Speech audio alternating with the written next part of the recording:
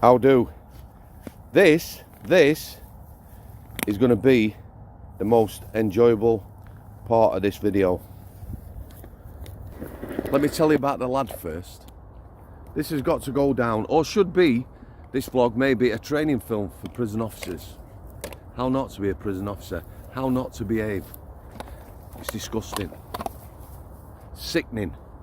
Sickening and sad in equal measure. So the lad, the prisoner, I've had a phone call from the chaplain. I was working on the healthcare. Apparently, first I knew of it, you're going on a funeral escort, Mr. Samworth. Not my first rodeo. No. Can you pick a lad up from I-Wing? His daughter has died. His daughter was months, if not weeks, old. Talking about a baby. Almost a newborn. So it goes on to I-Wing. Name of the prisoner written on a piece of paper. So there's a screw on I-Wing, yeah? He'd do a good audition stand-in for Father Christmas. Pot belly, beard. One of them people in life, and it don't matter that he was a prison officer, whatever job he'd be in, thinks he's funny, thinks he's clever, thinks he can do the job. I tells him, he says, oh, that fucking prick, he's been locked up all day yesterday, kicking off because his daughter's died, threatening to smash up and kill himself because we won't let him on the phone. I'm thinking, the clue is his daughter's died. Kept him banged up all day. Just despicable. This is a prison officer who, with his cleverness, was saved many times from being assaulted by other staff. The times people have come up to me, Mr. Samworth, if you weren't working with him, I'd just banjo him. He was horrible, nasty. He had to go to another prison on detached duty because he picked on the wrong person, and he got some kickback from that, and it was well deserved. He was a piece of work. Anyway, enough of that. So I gets this lad deeply upset, texts him down to the chaplain saying, here's the other thing that is disgraceful. First time in prison, got a 4-week prison sentence. Is a week into it. He was going to be out in days. They could have let him go. Somebody could have made a decision and let that lad go.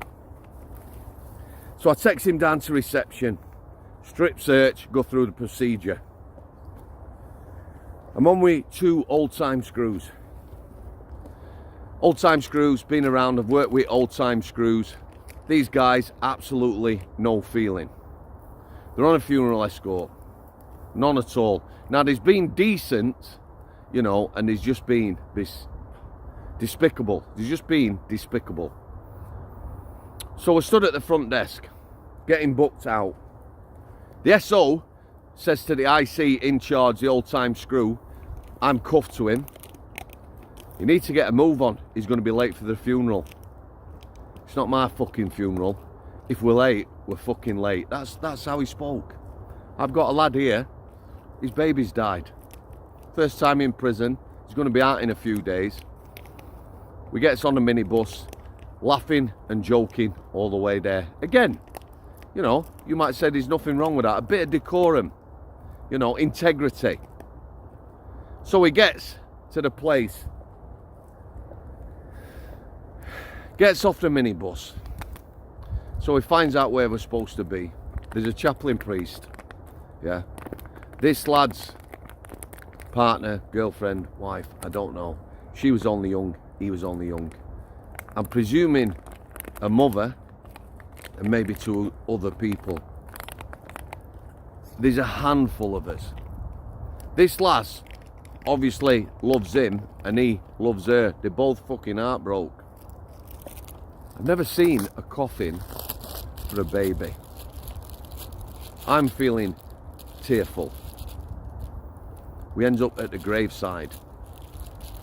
Again, I'm looking at her, stood opposite. I'm looking at him, truly pitiful. And all we can hear is the 2 old-time screws, 3 officer escort and a driver. I don't know why. He weren't a security risk. He was going to be out in a few days. But all we can hear is them. You can see them at the van, laughing and joking, smoking cigs. Again, which they can do. but laughing and joking. The priest looked up. He raised his voice. Truly, truly sad.